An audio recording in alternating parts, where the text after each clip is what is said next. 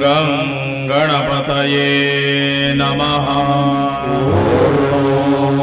गं गणपतये नमः। गं गणपतये नमः। गं गणपतये नमः। गं गणपतये नमः। गं गणपतये नमः। गं गणपतये नमः।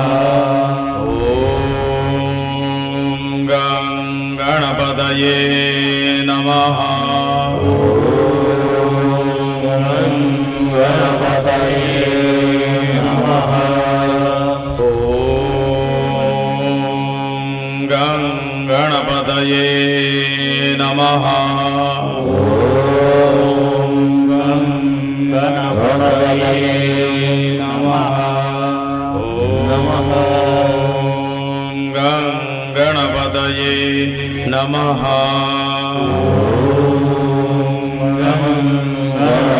गं गणपतये नमः।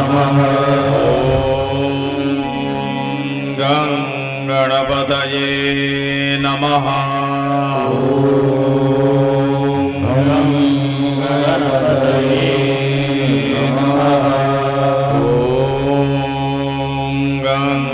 गणपतये नमः।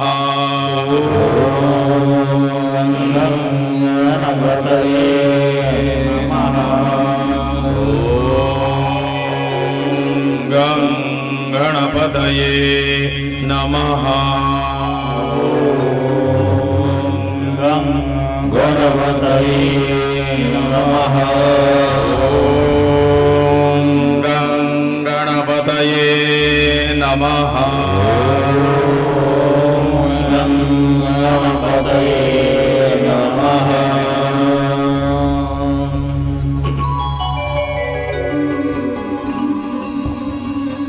ओम गण गणपते नमो नमः। अष्टविनायक नमो नमः। गणपति बाबा ओम गणपते नमो नमः। सिद्धिविनायक नमो नमः।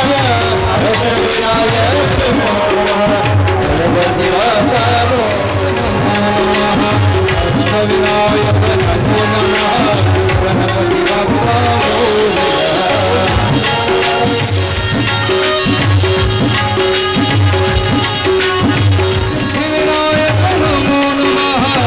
अष्टविनायक नमो नमः। गणपति बाबा ओम गणपते नमो नमः। सिद्धिविनायक अष्टविनायक नमो नमः। गणपति बाबा सिद्धिविनायक नमो नमः। अष्टविनायक नमो नमः। गणपति बाबा ओम गणपते नमो नमः। विनायक नमो नमः। अष्टविनायक नमो नमः। गणपति बाबा मोरया। विनायक नमो नमः। अष्टविनायक नमो नमः। गणपति बाबा मोरया।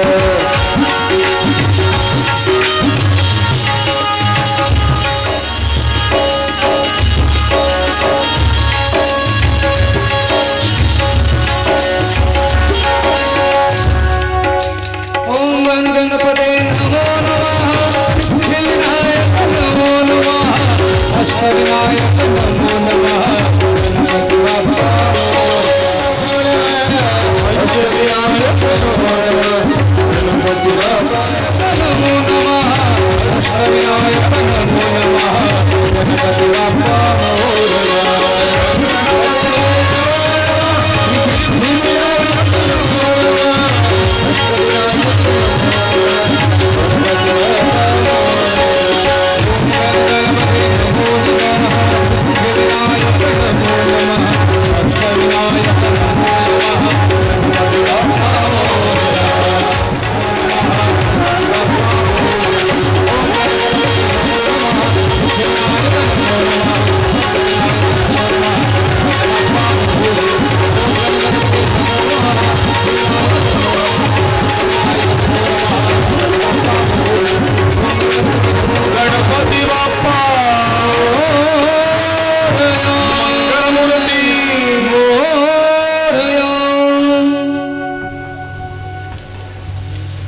वक्रतुंड महाकाय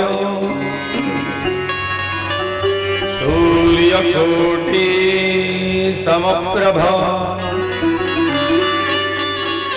निर्विघ्नं कुरु मे देव सर्वकार्येषु सर्वदा। एकदन्तो महाबुद्धि सर्वज्ञो गणनायकः सर्वसिद्धिप्रदो देवो गौरीपुत्रं विनायकम् गणनाथ सरस्वती रवि शुक्र बृहस्पति पंचैतां स्मरे नित्यं वेदवाण्यं प्रवर्तयेत्। मोठे दोंदकटी फणींद्र बरवा भाळी शशी शोभतो हस्ते अंकुश लड्डू पद्म परशु दंती हिरा झळकतो आई पैंजण वाजती ऋण झुणू प्रेमे बरा नाचतो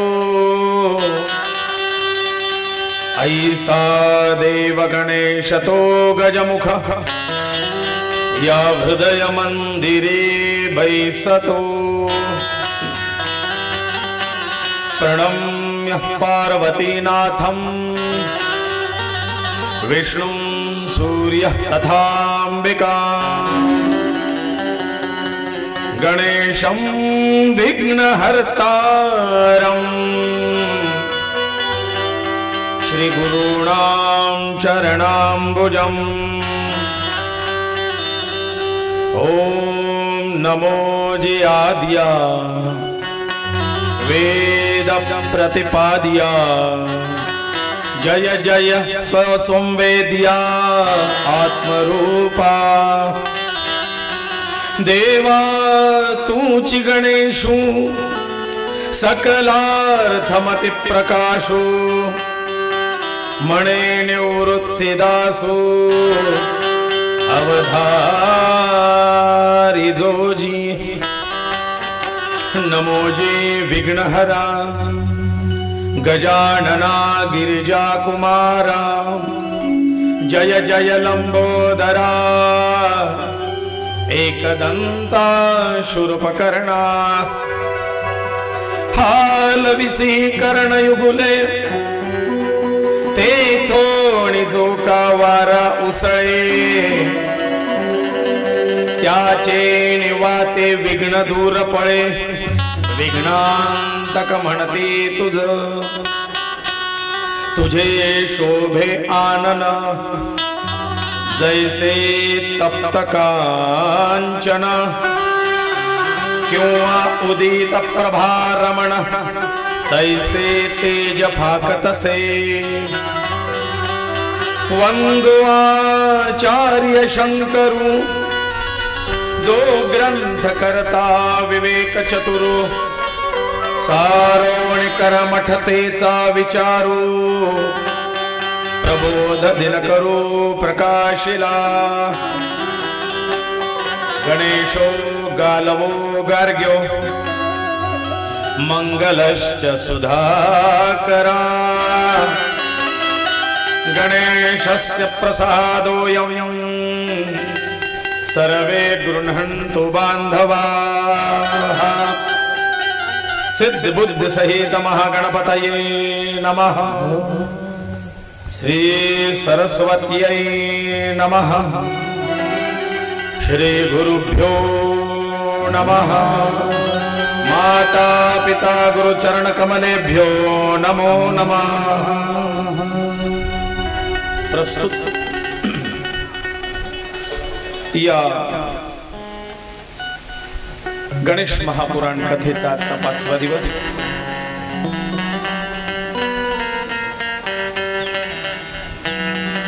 मला बोलता बोलता आणि तुम्हाला ऐकता ऐकता 5 दिवस भरकन निघून गेले. दिवस कळून येत नाही. असं वाटतं ही मागच्याच वर्षाची कथा चालू आहे.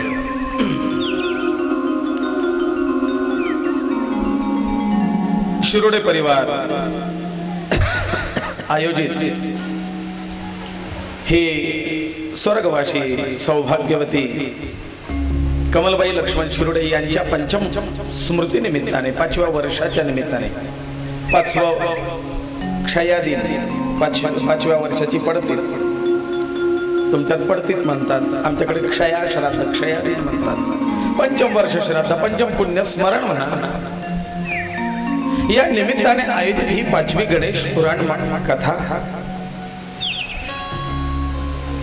एकेका तत्वातून आपण एक तत्व पुढे सरकत चाललो आहे आणि या एक तत्वाला ओलांडत आपल्याला परमतत्वाकडे पोहोचायचं आहे. म्हणून ते सच्चित आनंद स्वरूप कृष्ण तत्व आचरण पुरुषोत्तमाचं रूप रामतत्व निरंजन वैराग्याचं स्वरूप शिवतत्व आदिशक्ती चैतन्य रूप जगदंबा देवी तत्व आणि हा ओंकार निर्गुणाचं स्वरूप गणेश तत्व. या 5 कथा 5 वर्षाच्या परिपूर्ण होत आहेत.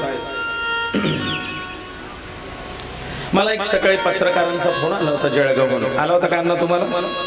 कोणी जळगावचे पत्रकार महोदय बोलत होते आणि त्यांना या कथेच्या संबंधित आणि पंचायतनाच्या कळंबेश्वर आपल्या मंदिराच्या संबंधित काहीतरी विचारायचं होतं. ते म्हटले मी बोर्डावर असलेल्या शिरोडे परिवारांच्या नंबरवरती फोन करून बघतो. ही पंचायतन प्राणप्रतिष्ठा कळंबेश्वर महादेव आणि पंचायतनाचीच कथा हा असा उत्तम संगम या ठिकाणी पार पडतोय. या सहजासहजी असा योग येत नसतो. आणि सांगायचं विशेष शिवपुराणापासून मी सांगत आलो, रामकथेपासून म्हणजे 2ऱ्या वर्षापासून आपल्या चाळीसगाव शहरात अण्णांच्या माध्यमातून अण्णांच्या निमित्ताने माझ्या माध्यमातून रामकथा ही चाळीसगाव शहरात 2री रामकथा आपली झाली. पहिली ढोक महाराजांची, 2री रामकथा आपली. शिवमहापुराण कथेचा पहिला मान अण्णांनाच मिळाला आणि त्याच्यानंतर आपल्या चाळीसगावला मिश्राजींची कथा झाली, इंदोरच्या महाराजांची कथा झाली, अनुराधा दिदींची कथा झाली शिवमहापुराण. पण पहिलं शिवमहापुराणाचा मान आपल्यालाच. देवी भागवत कथा अजून 2रा नंबर लागला नाही, पहिली आपलीच. आणि गणेश महापुराण सुद्धा अजून कुठे नंबर लागलेला नाही 2रा. आपल्या चाळीसगाव तालुक्यात जळगाव जिल्ह्यात गणेश महापुराण कथा सुद्धा आपल्या चाळीसगाव शहरात पहिली आपलीच. हा पण एक सुंदर योगायोग आहे आणि नवीन काहीतरी देण्याचा संकल्प आणि संकल्पना यातून हे संपूर्ण कार्य उदयाला आलं आणि ते सार्थक झालं. उद्देश बस तोच की आपल्या पितरांना उत्तम स्थान, आपल्याला आनंद आत्मानंदाची अनुभूती आणि पुढच्या पिढीला भरभरून आशीर्वाद. कारण हेच उपयोगात येणार आहे, अन्य काय. आपण कान गणेश महापुराणाच्या अंगभूत महागणपतीची चिन्ह, त्यांची आयुध, त्यांचं स्वरूप याबद्दल सगळी माहिती जाणून घेत होतो. गणेशाचं रूप कसं आहे, तो सुंदर आहे. गणपती हा पशुचं मस्तक आणि नरदेह तेही आवाढव्य मोठे दोन दकटी फणींद्र बरवा, मोठं दोन पोट मोठं, पोटाच्या मानाने हातपाय छोटे छोटे, पोटाच्या मानाने हातपाय छोटे छोटे आणि डोक्याच्या मानाने किलबिलीत डोळे छोटे छोटे, दात दोनच पण त्याच्यातही एक दात तुटलेला, असं हे रूप. पण त्या व्यंगाला सुद्धा सुंदरतेत परावृत्त केलेलं आहे. त्या व्यंगाला सुंदरतेमध्ये कन्व्हर्ट गणपती बाप्पांनी केलेलं आहे. आपलं व्यंग ही आपली सुंदरता कशी बनवता येते हे गणेश तत्व शिकवतं. कारण व्यंगावरती मात गुणांनी करता येते. जर तुमच्याजवळ गुण असतील तर व्यंग लपतं. व्यंगामुळे गुण लपत नाहीत. मी मागे एक कथा सांगितली होती. राजा जनकांच्या दरबारामध्ये अष्टावक्र स्वामी ज्या वेळेला गेले त्यावेळेला दरबारातली लोक त्यांना हसू लागली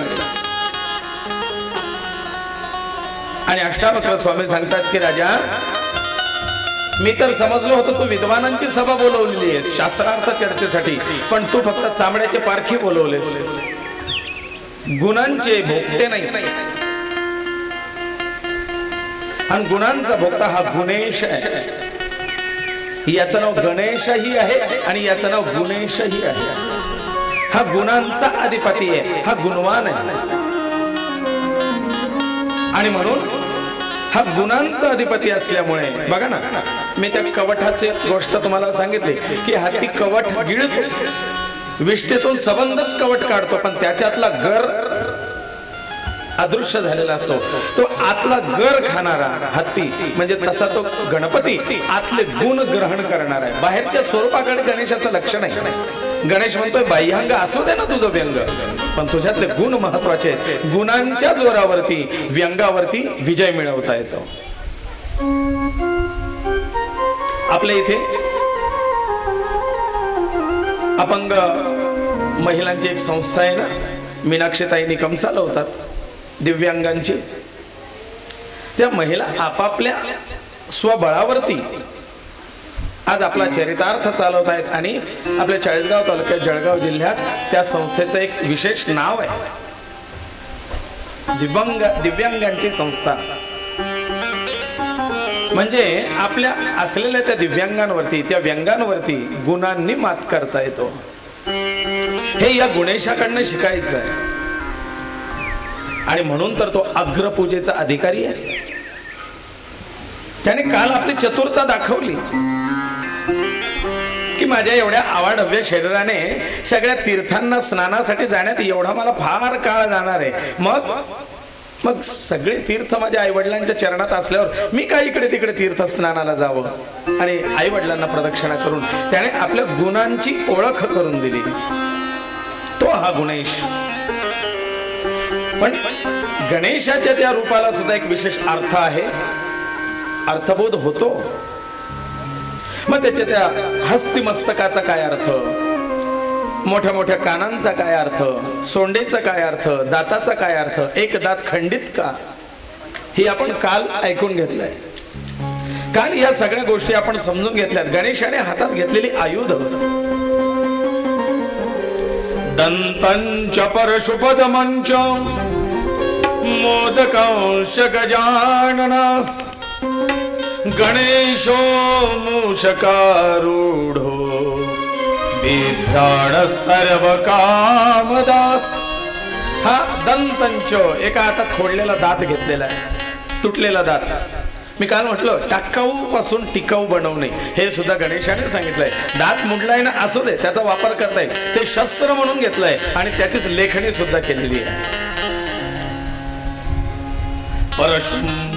परशुचं महात्मा आपण काल ऐकलं. परशु का, आणि तुम्हाला म्हटलं होतं या परशुबद्दल आणखीन थोडं सांगणार आहे. गणपती बाप्पा छोटे होते त्यावेळेला गणेशासाठी उपहार म्हणून विश्वकर्मांनी हे परशु आणलेलं आहे. हे परशु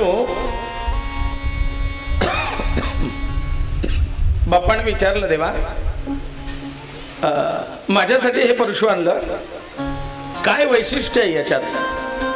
कारण विश्वकर्मा म्हणजे देवांचे सर्वश्रेष्ठ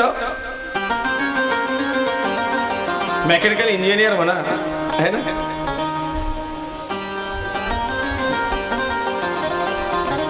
महादेवांचं त्रिशूलही त्यांची निर्मिती आहे, भगवान गोपाल कृष्णाचं सुदर्शनही त्यांची निर्मिती आहे, इंद्राचं वज्र सुद्धा त्यांची निर्मिती आहे. आणि मग त्यांनी सांगितलंय की बाप्पा,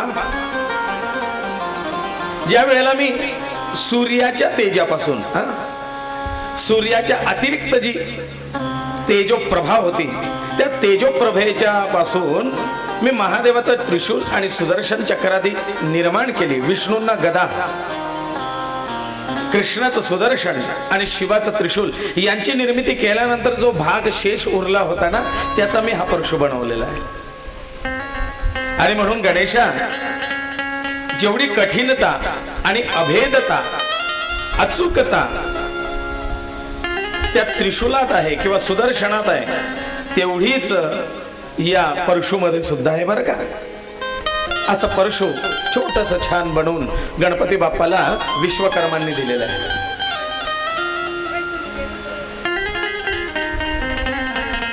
वेगवेगळे वेगवेगळे.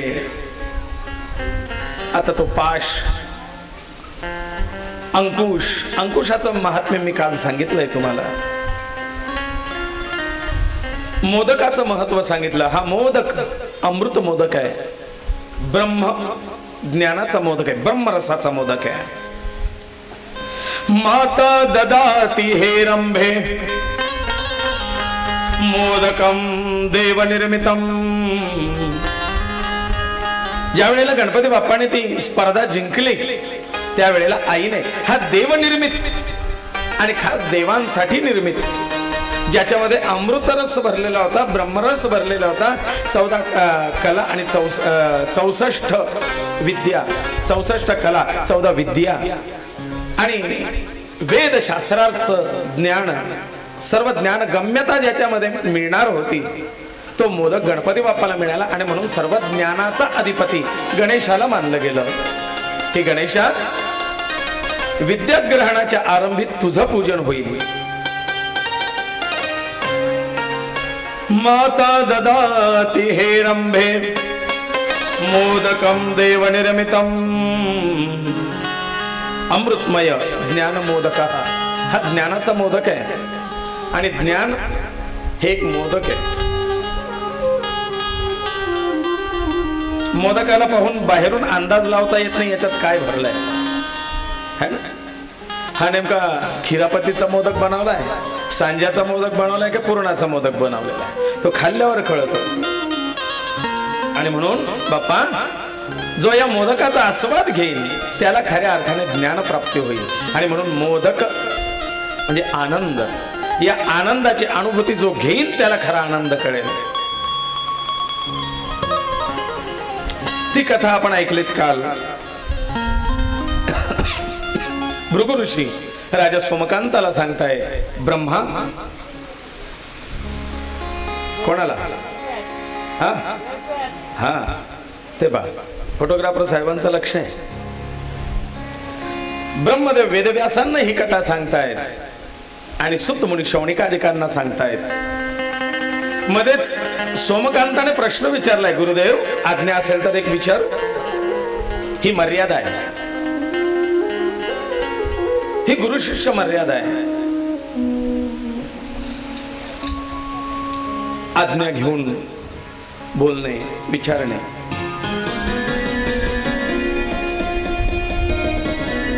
विचारू म्हणले एक प्रश्न, कारण कथेच्या मध्ये व्यत्यय आणू नये. वक्ता बोलत असताना त्याला मध्ये डिस्टर्ब करू नये, त्याचा पाप लागतं. आणि मी भागवत कथेच्या वेळेला मला असं वाटतं सांगितलं होतं की कथेत जो बडबड करतो त्याला दुसरा जन्म बेडकाचा मिळतो. मी नाही सांगत, ग्रंथ आणि संत प्रमाण आहे.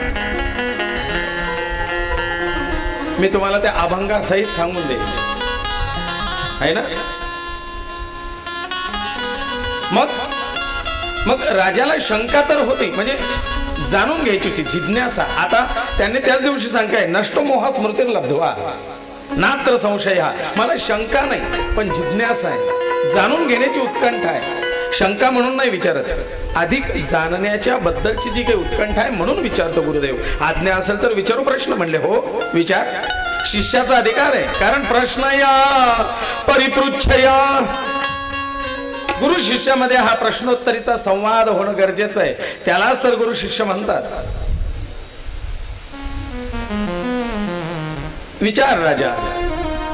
म्हणले गुरुदेव प्रश्न थोडा गमतीचा आहे. जर बाप्पाचं स्वरूप एवढं मोठं आहे त्याने ते असं छोटस वाहन उंदीर का निवडावं? त्याने वाहनही तर आपल्या मानाने घेतलं पाहिजे ना. हा शूद्र जीव उंदीर ज्याचा काही कुठे उपयोग नाही, न शेतीच्या कामात, न घर कामात, न पाळण्यात. विदेशी लोक पाळतात पण ते पांढरे उंदीर. मग असा हा शूद्र जीव कुठे उपयोगात नाही येणारा हा गणपती बाप्पाने वाहनासाठी म्हणून का निवडला? बरं वाहन म्हणून निवडला तर तो जाण्याच्या योग्यतेचा नाही, त्याच्यावर गणपती बसले की फजिता होते. आता इथेच बघा ना, षडाननासी जर स्पर्धेत ते उंदरावर बसून गेले असते तर जिंकलेच नसते. उंदराचा स्पीड काय हो ऍव्हरेज?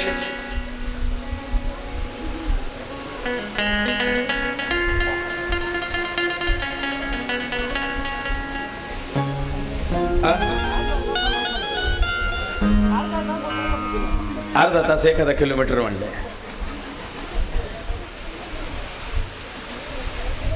उंदराचा स्पीड ताशी 10 किलोमीटर आहे. तो तुम्हाला वाटतो असा, पण तुर तुर तुर तुर तुर तुर तुर तुर तुर तुर पळत असतो. आणि म्हणून विज्ञान गणेश नावाचा जो ग्रंथ मी तुम्हाला सांगितला की या 5-6 ग्रंथांच्या अभ्यासातून ही गणेश कथा होते. तर विज्ञान गणेश नावाचा जो काही ग्रंथ आहे त्याच्यामध्ये विज्ञानाच्या संबंधित गणेशाचं स्वरूप याची ताळमेळ घालताना त्याच्यात उल्लेख आहे की उंदीर सुद्धा साधा नाही, उंदराचा स्पीड हा ताशी 10 किलोमीटर आहे. पण तो सरळ एका रेषेत सरळ असं 1 किलोमीटर वर पळत जात नाही म्हणून लक्षात येत नाही. बर भृगुऋषी सांगतायत राजा ठीक आहे, प्रश्न उत्तम आहे, सांगतो तुला. आणि मी एक क्लिप तयार केली होती रील, त्याच्यामध्ये सांगितलं होतं की उंदीर हा साधा सुद्धा उंदीर नाही, याच्या मागे एक पौराणिक कथा आहे. हा एक विशेष आहे, ती आज कथा तुम्हाला सांगतो. फार पूर्वी देवराज इंद्रांच्या इंद्र सभेमध्ये भजनाचा कार्यक्रम चालला होता. तुम्हाला वाटलं नेहमीच बा तिथे अप्सरा नसतात, आजही तसंच असेल, असं नाही. नेहमीच असं नसतं, कधी कधी देवराज भजन पूजनही करतात. देवराज इंद्रांच्या सभेमध्ये भजनाचा कार्यक्रम चालला होता आणि भजनाचे प्रमुख हे वामदेव ऋषी होते. वामदेव ऋषी. वामदेवाय नमो, ज्येष्ठाय नमः, श्रेष्ठाय नमो, कालाय नमः, कलविकर्णाय नमो. रुद्रात त्यांचा उल्लेख येतो वामदेव ऋषी. आणि नेमकं झालं काय, भजन छान असं रंगात आलं आणि रंगात आलेल्या भजनाच्या दिवशी नेमकं क्रौंच नावाचे एक गंधर्व, क्रौंच नावाचे एक गंधर्व त्या भजनाला उशिरा पोहोचले. वास्तविक त्या भजनात त्यांना सहभागी व्हायचं होतं आधीच, पण वेळेचं नियोजन न ठेवता क्रौंचांना उशीर झाला आणि त्यामुळे आता मागून पुढे जायचंय म्हणून क्रौंचांनी त्या भजनात बसलेल्या लोकांना ओलांडत ओलांडत ओलांडत जायला सुरुवात केली. का तर मी आलोय हे देवराज इंद्राच्या नजरेत आलं पाहिजे, नाहीतर मी मागे राहिलो तर देवराजाला दिसणार नाही आणि तुम्ही आलेच नाही असं म्हणून आपली गैरहजेरी लागू शकते. आणि कोणाकोणाला असते सवय, उशिरा आलं तरी पुढे. मग मी होतो ना. हाय? असं करू नका. बाकीच्यांनाही जागा देत चला, बाकीच्यांनाही कथेचा लाभ घेऊ द्या. क्रौंच त्यांना ओलांडत ओलांडत पुढे जाऊन देवराज इंद्रांच्या समोर बसणार आहे असं जाताना त्यांचा पाय वामदेवांना लागला. आणि त्या दिवशी वामदेव हे व्यासासनी बसलेले होते. प्रमुख स्थान त्यांचं होतं, मुख्य स्थान त्यांचं होतं. म्हणून कधी आपल्या गुरूंच्या आसनाला पाय लावू नये. आपल्या गुरूंना किंवा पीठस्थ देवतांना पदस्पर्श होऊ नये याची काळजी घ्यावी. नुसतं गुरूंनाच नाही, त्यांच्या आसनाला सुद्धा पाय लागता कामा नये. वामदेव कोपलेत. वामदेवांना राग आला आणि सांगितलं, क्रौंच्या असं मूर्खासारखं वागतोस. अरे देव आहेस तू, आणि देवाने असं मूर्खासारखं वागावं? सभेचे, कथेचे, भजनाचे, पूजनाचे काही नियम आहेत की नाही? बरं लागलाय पाय तर नमस्कार न करता तसाच पुढे निघून गेलास. जा. बुद्धिहीन जीवासारखा वागलास. बुद्धिहीन जीव हो. तुला शाप देतो, आजपासून तू भूतलावरती निर्बुद्ध जीव म्हणून जीवन जगशील. मूषक होशील, उंदीर होशील. क्रौंचाने क्षमा याचना केली. वामदेवा मला क्षमा करा, पण देवराजांचा कोप माझ्यावर होऊ नये. देवराजांना कळावं म्हणून मी पुढे येण्याचा प्रयत्न केला. मला तुम्हाला पदस्पर्श, पायाचा स्पर्श करण्याचा हेतू माझा नव्हता. चुकून लागला, पण चुकून लागला तरी नमस्कार करावा, क्षमा याचना करावी, हा नियम आहे क्रौंचा. क्षमस्व देवा, अपराध घडला माझ्या हातून. अरे निर्बुद्धासारखा वागलायस. ज्या दिवशी तू बुद्धिदात्या गणेशाचं स्मरण करून त्या बुद्धिदात्याची कृपा तुझ्यावरती होईल, त्यावेळेला तू या शापित योनीपासून मुक्त होशील. तो तुला सद्बुद्धी प्रदान करो असा आशीर्वाद दिला आणि वामदेव तिथून निघून गेलेत. क्षणार्धात आकाश मंडलातून मूषकाच्या रूपामध्ये हा क्रौंच भूतलावरती येऊन पडला. आणि नेमकं ते पॅराशूट जसं एक पंक्चर झालं की ते कुठे जाऊन पडेल काही सांगता येत, तसं हा आकाश मंडलातून पडलाय, पण कुठे पडला हे सांगता येत नाही. हा नेमका पडला पराशर ऋषींच्या आश्रमाजवळ. आणि पडला तोपर्यंत त्याचं गंधर्वत्व नष्ट झालेलं होतं आणि त्याला उंदराचं शरीर प्राप्त झालेलं होतं. त्यामुळे बुद्धी उंदराचीच. तुर तुर तुर तुर तुर तुर चालत त्याने पराशर ऋषींच्या आश्रमात प्रवेश केला. आणि उंदीर म्हटलं की स्वाभाविक आहे, त्याचा स्वभावच आहे कुरतडूत खात राहणं. उंदीर कधी स्वस्त असा बघितलाय का तुम्ही? हो, आमच्या इथे ना कपाटावर मस्त खाऊन पिऊन असा पायलाम करून उंदीर झोपलेला आहे.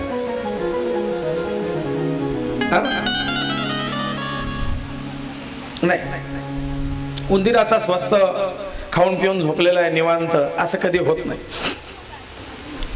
उंदीर सतत इकडून तिकडे इकडून तिकडे तिकडून इकडे धावपळ करत असतो आणि काहीतरी कुरतडत असतो, काहीतरी खात असतो, काहीतरी उद्योग त्याचा चालतच असतो. याने सुरुवात केली. ऋषींचे वस्त्र कुरतडायचे, पूजेची सामुग्री कुरतडायची, त्यांचे तुंबे कुरतडून टाकले, त्यांच्या कुटेला इकडून तिकडे छिद्र पाडायचे, वरतून चालता चालता ती माती पडायची. ऋषी वैतागलेत. यज्ञ यागाची सामुग्री कुरतडायची, ती खराब करायची. ऋषी एकदा पराशर ऋषी गणपती बाप्पाचं पूजन करत होते. देवपूजा करता करता त्यांना विघ्न विनायकाला त्यांनी प्रार्थना केली. विघ्नांतक म्हणती तुझं देवा, तुला विघ्नांतक म्हणतो, तू विघ्न निवारण करणार आहेस आणि माझ्या कुटियेमध्ये हे काय विघ्न? उंदरांचा उपद्रव झालाय. हे माझ्या पूजेत, माझ्या ध्यानात, माझ्या उपासनेत व्यत्यय आणतायत. देवा काहीतरी उपाय करा, काहीतरी सांगा आणि हा उपद्रव दूर करा. आणि भगवान गणेश त्या ठिकाणी प्रकट झालेत. पराशर ऋषी अधिकारी ऋषी होते. भगवान गणेश सांगतात, ऋषे तुमच्या आश्रमातला उंदीर हा साधा सुद्धा उंदीर नाही, हा स्वर्गातला देव आहे, हा क्रौंच आहे. मग देवा याला वठणीवर आणा, हा उद्दंड आहे. गणेशाने आपल्या हातातला पाश घेतला, त्या मूषकावरती टाकला आणि त्याला आवळलं. याने अकराळ विकराळ मोठं स्वरूप धारण केलं आणि हा गावामध्ये आणि ऋषींच्या कुटियांमध्ये आश्रमामध्ये ते सगळं उद्ध्वस्त करत धावत पळत सुटला. गणेशात आणि या मूषकामध्ये बरीच झटापट झाली आणि शेवटी गणेशाने आपल्या त्या पाशाने त्या मूषकाला आवळून धरलं आणि सांगितलं की मूषका, अरे मला शरण ये, म्हणजे मी तुझी हानी करणार नाही. त्यावेळेला तो शापित गंधर्व स्वरूपातला मूषक म्हणतोय, हे गणराजा, मी सुद्धा महाबलशाली आहे, तुला काही मागायचं असेल तर माझ्याकडनं माग, मी द्यायला समर्थ आहे. रिक्वेस्ट कर, ऑर्डर नाही है ना. मला विनंती कर, आज्ञा नाही करायची, मी काय कोणाची आज्ञा पाळणारा नाहीये. गणेशाने म्हटलं ठीक आहे, असं नाही तर असं सही. म्हणून तर त्याला बुद्धीचा देवता म्हणतात. बुद्धी चातुर्य वापरण्याची हीच तर संधी आहे. म्हणून गणेशाने सांगितलं ठीक आहे, विनंती केली तर ऐकशील. म्हणले हो, का नाही. मी तर काल परवा सांगितलंय, शक्तीपेक्षा युक्ती श्रेष्ठ, त्याही पेक्षा प्रेम श्रेष्ठ. मग मूषकावरती तो प्रयोग केला गणेशाने. म्हणले मूषक महाराज, माझी विनंती आहे की तुमच्यासारखा महाबलाढ्य दुसरा पशु मी आजपर्यंत बघितला नाही. असा जर मला वाहन म्हणून मिळाला तर खरोखर सगळ्या देवांमध्ये माझा रुबाब वेगळा राहील. उंदीर म्हणतो ठीक आहे, काय हरकत नाही. त्या इंद्राचा ऐरावत काय, त्याच्यापेक्षा मी सुंदर असं वाहन होऊन दाखवीन. आजपासून मी तुमचं वाहन. बाप्पाने म्हणलं द्या वचन. म्हणले हो. वचन दिलं आणि गणपती बाप्पा त्या आवाढव्य उंदरावरती बसून पराशर ऋषींच्या आश्रमात आले. म्हणले ऋषी, तुमची समस्या संपली आणि आपलं एक टेम्पररी गाडीचं काम झालंय. आतापर्यंत गणपती बाप्पा मयूर वाहन होते, आतापर्यंत मयूर वाहन होते, आता मूषक वाहन झालेले आहे. या शापित गंधर्वावरती भगवान गणेश कृपा करतात आणि त्याला आपलं वाहन म्हणून स्वीकारतात. हा झाला पौराणिक विषय. शास्त्रीय विषय असा आहे की उंदीर म्हणजे कार्यशक्तीचं प्रतीक आहे, कार्यशक्ती, क्रियाशक्ती. तो सतत काहीतरी काम करत असतो, स्वस्थ बसत नाही. आणि म्हणून गणपती बाप्पांचं सांगणं हे की बुद्धिमानाने स्वस्थ बसू नये. बुद्धिमान रिकामा बसलेला चांगला दिसत नाही, खाली दिमाग शैतान का घर. आणि म्हणून बुद्धिमंतांनी रिकाम्या असं वेळ वाया घालवू नये. आपल्या डोक्याला चालना देत राहावी आणि काहीतरी उद्योगशीलता असावी. उद्योगम खलु पुरुषस्य सिंहा. पुरुषाचं खरं लक्षण तेच आहे, उद्योगशीलता असणं. एकदाच्या अंगातून काम निघून गेलं की तो पुन्हा कामाच्या उपयोगात नाही. आणि म्हणून बाप्पा तेच सांगतात की बुद्धिमंताने उद्योगावरती स्वार व्हावं, उद्योग करावा, स्वस्थ बसू नये, रिकाम बसू नये. दुसरी गोष्ट अशी आहे की उंदीर हा चंचल प्राणी, एका जागी बसत नाही. आणि म्हणून गणपती बाप्पा सांगताय की बुद्धिमानाने आपल्या चंचलतेवरती अंकुश आणून चंचलतेवरती स्वार व्हावं, चंचल राहू नये. आपल्या चंचल स्वभावाला काबीज करून त्याच्यावरती विजय मिळवावा. भरकटणारं मन ते उंदरासारखं, त्याच्यावरती ताबा मिळवावा, अंकुश मिळवावा आणि त्याच्यावरती स्वार व्हावं.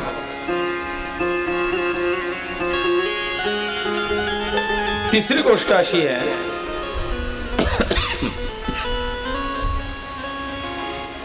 उंदीर हा भित्रा प्राणी आहे आणि बुद्धिमंताने भीतीवरती विजय मिळवावा. बुद्धिमानाने भिवू नये, भीतीला आपल्या काबीज करावं, भीतीवरती विजय मिळवावा. म्हणून उंदीर वाहन. आणखीन त्याच्या मागचा एक उद्देश असा आहे की उंदीर छोटा जरी असला तरी जलद गतीने धावतो आणि क्षणार्धात आपला डायरेक्शन चेंज करतो, मोड बदलवतो, दिशा बदलवतो. असा पळत असेल तर एका क्षणात त्याची विरुद्ध दिशा होईल. गणपती बाप्पा आपल्या वाहनाच्या माध्यमातून हा संदेश देऊ इच्छितात की बुद्धिमंताने निर्णय क्षमता अशी ठेवावी, क्षणात निर्णय बदलून आपल्याला डिसिजन घेता आलं पाहिजे. मग देखू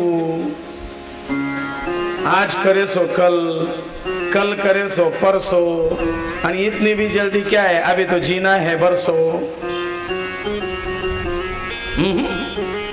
एका क्षणात निर्णय घेता यायला पाहिजे. त्या उंदरासारखा डायरेक्शन चेंज. आपल्या शत्रूला सुद्धा कळू नये की आता होता कुठे गेला, काय झालं, याने कुठली चाल चालली.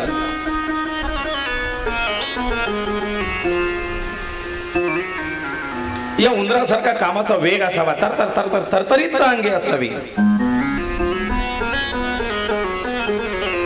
तिसरी गोष्ट अशी की उंदीर हा जमीन पोखरून बिळ करतो, है ना. जमीन पोखरून बिळ तयार करतो. याच्याकडनं एक गुण शिकण्यासारखा आहे की दुसऱ्याचं अंतर्मन पोखरून माहिती काढता आली पाहिजे. हे बुद्धिमंताला जमलं पाहिजे. जो बुद्धिमान आहे तो दुसऱ्याच्या अंतर्मनात बीळ करून त्याच्यातला भाव जाणून घ्यायला सक्षम पाहिजे. या छोट्याला छोटं समजू नका. हा दिसतो छोटा पण गोदामाच्या गोदाम उद्ध्वस्त फस्त करून टाकतो. आणि म्हणून कोणालाही छोट समजू नये हे गणेश आपल्या या वाहनाच्या माध्यमातून समजावत आहेत. ही सगळी एका उंदराची लक्षणं, उंदराचे फायदे, उंदराचे गुण आहेत. आणि हे सगळे गुण लक्षात घेता भगवान गणेशाने या मूषकाला, या उंदराला आपलं वाहन बनवलंय, है ना. असा हा उंदीर हा शापित गंधर्व आहे. बघा, पूजनारंभे गणपती आले, पूजनारंभे गणपती आले, तुरु तुरु चाले उंदीर तुरु तुरु चाले. पूजनारंभे गणपती आले, पूजनारंभे गणपती आले, तुरु तुरु चाले, तुरु तुरु चाले, तुरु तुरु चाले उंदीर तुरु तुरु चाले. पूजनारंभे गणपती आले, पूजनारंभे गणपती आले, तुरु तुरु चाले उंदीर तुरु तुरु चाले, तुरु तुरु चाले उंदीर तुरु तुरु चाले.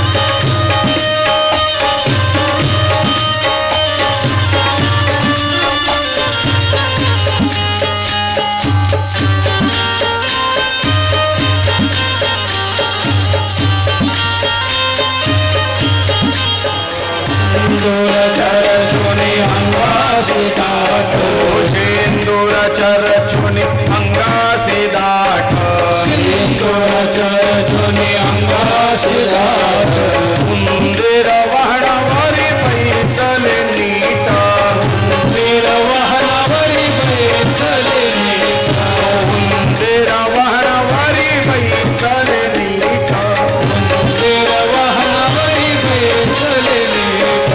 भल्या मोठ्या पोटावर सोंडाही हाले,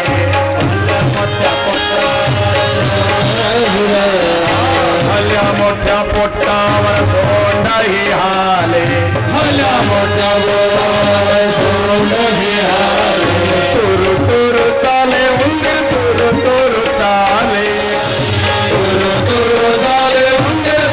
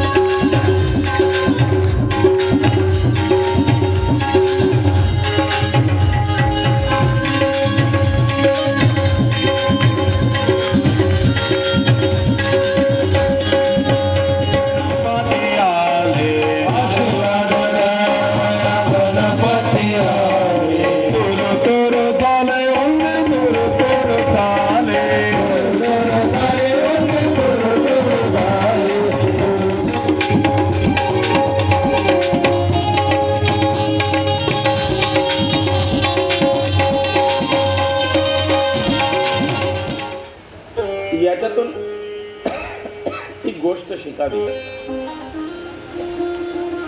संगती कोणाची धरावी.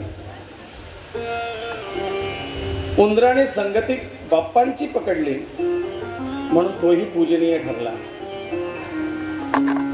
नागाने जो विषारी म्हणून ज्याचा फणा ठेचून मारला जायचं त्याने संग महादेवांचा केला म्हणून तोही पूजनीय ठरला. म्हणून आपण कोणाच्या सोबत आहोत याच्यावरती आपलं स्टेटस ठरतं आहे ना. आपली ओळख आपल्या संगतीने होत असते.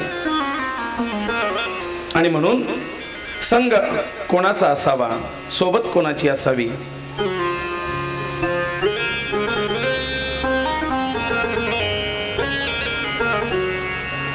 स्वाध्या सागर क्षिप्त मध्ये पतितम तम मौक्तिकम जायते. स्वाध्या सागर क्षिप्त मध्ये पतितम तम मौक्तिकम जायते. स्वाती नक्षत्रात आकाशातून पडलेला पावसाचा एक थेंब तापलेल्या तव्यावर पडला तर क्षणात जळून नष्ट होतो, वाफ होऊन जातो. त्याच स्वाती नक्षत्रातल्या त्या थेंबाने, त्या दवबिंदूने जर कमलपत्राचा आश्रय घेतला तर काही काळ मोत्यासारखा चमचमत तो पाण्यावरती, त्या पत्रावरती दवबिंदू म्हणून चमकतो, नंतर नष्ट होतो. मध्यम संगती. पण तोच स्वाती नक्षत्रातल्या पावसाचा दवबिंदू जर शिंपल्यात पडला तर त्याचा मोती बनून जातो. आपलं जीवन उज्ज्वल होतं. पण तोच स्वाती नक्षत्रात पडणाऱ्या पावसाचा थेंब जर सर्पाच्या मुखात गेला तर त्याचं विष होतं असं म्हटलंय. आणि म्हणून संग कोणाचा असावा, संगती कोणाची असावी, त्या संगतीवरती आपलं जीवन आणि त्याची अमौलिकता ठरत आहे. हिऱ्याच्या संगती ढेकना संगती हिरा तो भंगला. ढेकनाच्या संगे हिरा तो भंगला. ढेकनाच्या संगे हिरा तो भंगला. ढेकनाच्या संगे हिरा तो भंगला. ढेकनाच्या संगे हिरा तो भंगला. संगीला साधू जैसा संगीला जीवनाचा संगे जीवनाचा संगे जीवनाचा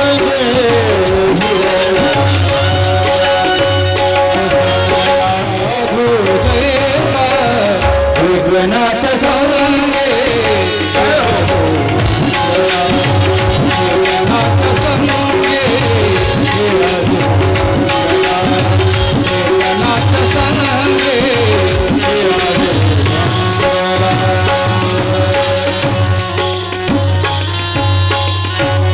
हिरा खनिजांमध्ये सर्वात कठोर मानला जातो. कोळशाच्या खाणीत